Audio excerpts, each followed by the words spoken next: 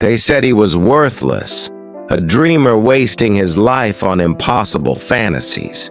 They laughed when he spoke of a world where every man could own his own machine, where distance would mean nothing, where freedom would have 4 wheels and an engine.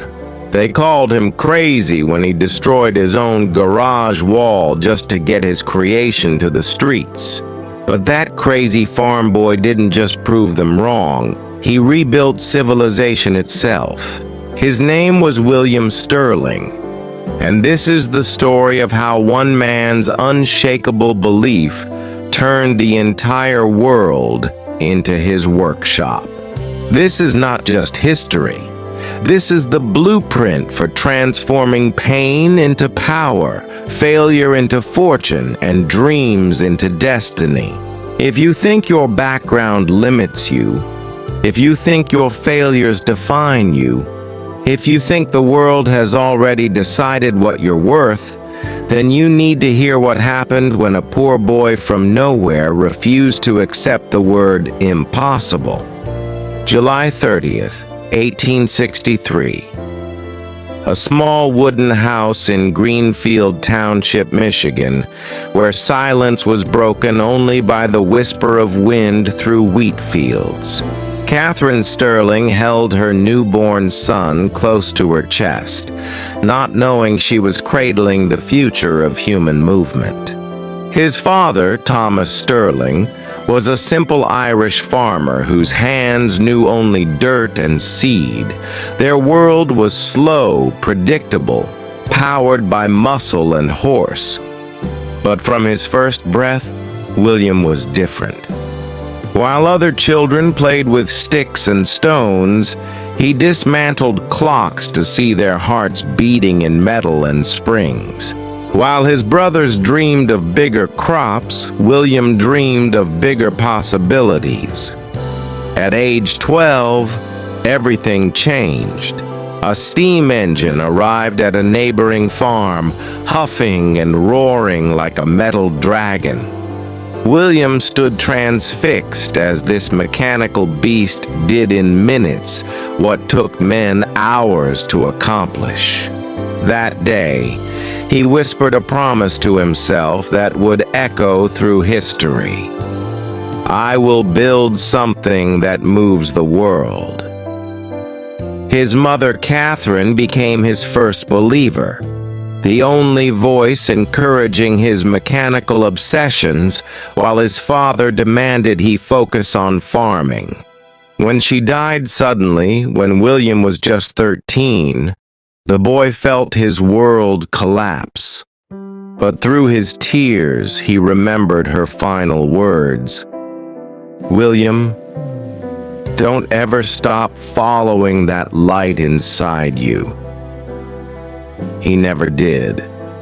At 16, with nothing but a small bag and an enormous dream, William walked away from everything he knew. Detroit was calling, a city of smoke, steel, and endless possibility. He became an apprentice machinist, working 12-hour days for $2.50 a week. But money wasn't his motivation. Every evening, while other young men sought entertainment, William buried himself in blueprints and books, studying every gear, every bolt, every principle of mechanical motion. The idea consuming him was revolutionary. What if people didn't need horses? What if they could travel in their own personal machines? In 1885, such thoughts were not just unusual, they were considered insane. People mocked him openly. If God wanted us to move fast, he would have given us wheels, they said.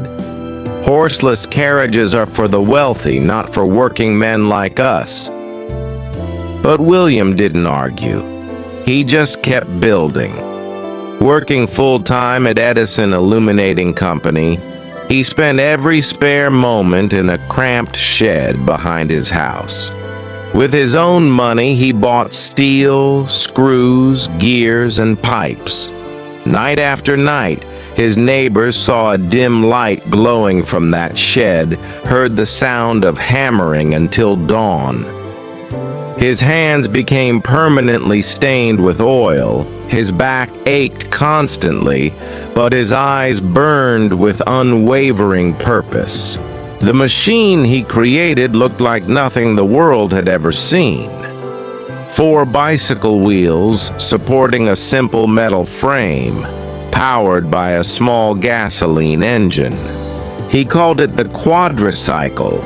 It had no doors, no roof, no reverse gear, but it moved under its own power. The first time that engine coughed to life and the wheels began to turn, William's hands trembled with the weight of history being made. June 4th, 1896. The moment of truth had arrived, but when William tried to move his creation from the shed, disaster struck. It was too wide for the door. Without hesitation, he grabbed an axe and destroyed his own garage wall. That image, a man literally breaking down barriers to free his dream, became the perfect metaphor for his entire life. The first public ride was chaos. People screamed, dogs howled, horses panicked. But at 20 miles per hour, William Sterling was driving into the future while the rest of the world stood frozen in the past. Word spread quickly about the farm boy who had built a motorized miracle. Later that year, at a private dinner, William met Thomas Edison, the most famous inventor alive.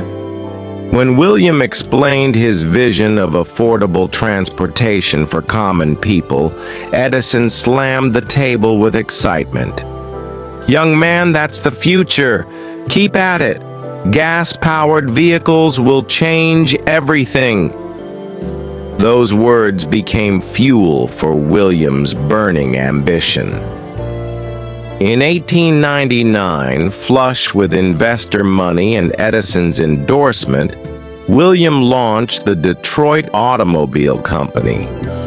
Success seemed certain, but within 18 months, the company was dead. The cars were too expensive, broke too easily, and William kept changing designs, chasing perfection instead of delivering products. Investors fled, employees scattered, and critics celebrated his downfall. "We told you he was just a dreamer," they sneered. Most men would have quit. William Sterling was not most men. He returned to his garage. No investors, no employees, just him and his indomitable will to succeed. He studied every failure, simplified every design, and rebuilt his vision from the ground up. This time, he wouldn't chase perfection. He would chase impact. He created the Thunder 999, a racing car designed for one purpose: to prove that William Sterling could build the fastest machine in America. In 1901, at a racetrack outside Detroit, the Thunder 999 obliterated every competitor. Suddenly, newspapers called him the Wizard of the Motorcar World. Investors returned begging for partnerships. William was ready, but this time he had learned the difference between building cars and building a legacy. On June 16, 1903, with 11 investors and $28,000, the Sterling Motor Company was born. But William's vision had evolved beyond just building vehicles. He was going to democratize freedom itself. "I will build a motor car for the great multitude," he declared. "It will be so low in price that no man making a good salary will be unable to own one." The first Sterling automobiles were successful, but William wasn't satisfied. In secret, with a small team of brilliant engineers, including David Walsh and Michael Brennan, he worked obsessively on something unprecedented. For months, they labored in a wooden workshop, building, testing, breaking, rebuilding. In October 1908, they unveiled their masterpiece, the Model T. 4 cylinders, 45 miles per hour, 20 miles per gallon, and a price of $850 that would plummet as production increased. People called it Tin Lizzie mockingly, but William understood what they didn't. Americans didn't want luxury, they wanted liberty. The Model T delivered exactly that. Orders exploded from every corner of the nation. Farmers, teachers, factory workers, small business owners. For the first time in history, ordinary people could own personal transportation. But the real revolution was still coming. In 1913, William and his team invented something that changed not just the auto industry, but every industry on Earth, the moving assembly line. Instead of workers moving around a stationary car, the car moved to specialized workers. Each person had one task, repeated endlessly as the vehicle progressed down the line. A car that once took 12 hours to build now took 90 minutes. As production speed increased, prices collapsed from $850 to $600, then $440, finally reaching just $260 by the 1920s. But William's masterstroke wasn't just about efficiency, it was about human dignity. In 1914, when most companies paid $2.50 daily, he announced that Sterling Motor Company workers would earn $5 per day, double the average wage. Other businessmen called him insane, but William smiled knowingly. If I pay my workers well, they'll work harder, stay longer, and buy the cars they build. He was absolutely right. The Model T didn't just change transportation, it transformed American life itself. Farmers could reach distant markets, women could travel independently, families could visit relatives across state lines. America became mobile, and mobility became freedom. By the 1920s, more than half the cars in the world wore the Sterling name. But success brought unexpected challenges. William's wealth had crossed $100 million, making him one of the richest men on Earth. He could buy cities, hire armies, build empires. But something inside him began to shift. He became more controlling, more suspicious, less willing to listen to other voices. Some called it focus. Others recognized it as dangerous pride. In 1917, William began constructing the River Rouge complex, a factory so massive it didn't just build cars, it created them from raw earth. This single facility included steel mills, glass factories, rubber plants, power stations, railway systems, even hospitals and police departments. It could transform iron ore into finished automobiles without ever leaving the grounds. Nothing like it had ever existed. But as his empire grew, William's relationships began cracking. His brilliant son, Edward, had different visions for the company. More elegant designs, global expansion, modern luxury vehicles. William, however, remained obsessed with simplicity and control. Though Edward held the title of president, real power never left his father's hands. Meetings were tense, decisions were overruled, and Edward's health began deteriorating under the constant pressure. The 1920s brought new competitors offering colorful, stylish alternatives to the aging Model T. William's famous declaration, "Any customer can have a car painted any color so long as it's black," began sounding less like confidence and more like stubbornness. Sales slowed as customers demanded choices William refused to provide. In 1927, in a move that shocked the world, William suddenly shut down all Model T production.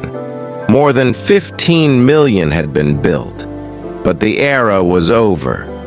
Working with Edward, he began developing the Model A, faster, more beautiful, more advanced. But the collaboration was painful, filled with arguments about every design decision, every technological improvement. The Model A launched in December 1927 with explosive success. 4 colors, improved safety, modern styling, all for $385. Within a year, Sterling had sold over 1 million units. Edward had proven his vision, but the victory felt hollow as his father's controlling nature never relented. Behind the scenes, William had created a private security force led by Henry Bennett, a former boxer who ruled the factories through fear and intimidation. Bennett carried guns, used threats, and spied on employees. Even as Edward and other executives complained, William's trust in Bennett never wavered, a decision that would haunt his family for years. When World War II erupted, William initially resisted involvement, believing war was a tool of corrupt politicians and greedy bankers. But as America entered the conflict in 1941, Sterling Motor Company transformed overnight. The Willow Run factory became the world's largest aircraft production facility, building B-24 Liberator bombers for the Army Air Forces. By 1944, they were completing a new bomber every hour, an industrial miracle that helped win the war. But while the world celebrated Sterling's contributions to victory, tragedy was consuming the family. Edward's health had collapsed under years of pressure, constant overruling by his father, and Bennett's workplace intimidation. In May 1943, at just 49 years old, Edward Sterling died of stomach cancer and related complications. The news devastated William. His only son, his blood, his hoped-for successor was gone. He blamed himself completely. The pressure, the stubbornness, the pride that had pushed Edward beyond his breaking point. For days, William didn't speak, didn't eat, didn't leave his estate. The man who had conquered the world couldn't conquer his own grief. At 80 years old, with his mind beginning to fail and his son buried, William faced his final challenge: learning to let go. In 1945, under pressure from the government and his own family, he officially stepped down as president. His grandson, William Sterling II, Edward's son, took control at just 28 years old. William retired to Fair Lane, his estate in Dearborn, surrounded by trees and memories. The man who had built the loudest machines in history spent his final years in perfect silence. He fed birds, walked his gardens, and occasionally visited the old factories, watching quietly as his legacy continued without him. On the night of April 7th, 1947, a massive storm struck Michigan. Lightning illuminated the sky as rain poured in torrents. The power failed across the city, leaving Fair Lane lit only by candlelight, the same flickering flames that had illuminated William's childhood. Around 11:40 that night, peacefully and quietly, William Sterling passed away at age 83. The man who had given the world motion left the world in perfect stillness. His funeral drew thousands, workers, engineers, presidents, farmers, all united not just in mourning a car maker, but in honoring a world maker. They didn't just thank him for his inventions, they thanked him for their lives. The father who could visit his distant son because of affordable transportation. The mother who could work in the city because she could travel there safely. The student who dreamed bigger because he had seen what one determined man could build.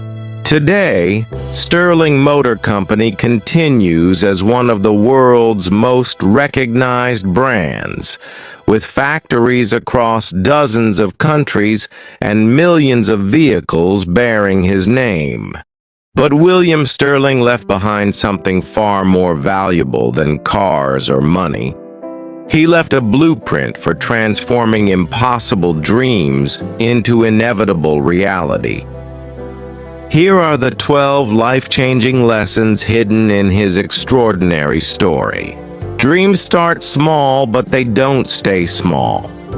He began in a farm shed, but because he believed, the world changed. Never underestimate the power of a humble beginning. If you can't find a path, build one. There were no car companies, no mentors, no roadmaps. He became his own guide. When the world doesn't give you a way, make one. Work in silence. Let results make the noise. William built alone, failed alone, but when his engine moved, the world listened. Failure is the cost of building something great. His first company failed, his ideas were mocked, but every failure was education disguised as defeat. Build for the people, not for the praise. He didn't make cars for kings, he made them for common workers, and that's why they made him immortal. Stubbornness can build empires or destroy relationships. It made him great, but cost him his son. Know when to hold on and when to let go. Systems create freedom. His biggest invention wasn't the car, it was the assembly line that made mass progress possible. Pay people well and they'll build your dreams. The $5 workday wasn't generosity, it was strategy. When people are respected, they give their best. A strong legacy needs a strong successor. He built an empire but struggled to let Edward lead freely. Train and trust the next generation. Silence isn't always peace. In his final years, he had power but no joy. Don't sacrifice relationships to win the world. Time will forget most, but not those who build.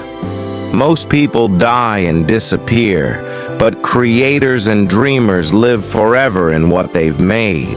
Believe in the unseen, then make it real. At 12 years old, he saw a steam engine and whispered, "One day I'll build something better." And he did. So can you. This was the complete story of William Sterling. Not perfect, but powerful. A boy from a farm who changed how the world moves. He failed, he fell, he lost people he loved, but he never ever gave up. If he could build a global legacy with nothing but a dream and his two hands, imagine what you can build with yours. The question isn't whether you have what it takes to change the world. The question is whether you believe in yourself enough to try. William Sterling did. And because of that belief, because of that refusal to accept impossible, millions of people today live freer, move faster, and dream bigger. Your story is waiting to be written. Your impossible dream is waiting to become inevitable reality. The only question left is, when will you grab your axe and break down the walls holding back your future?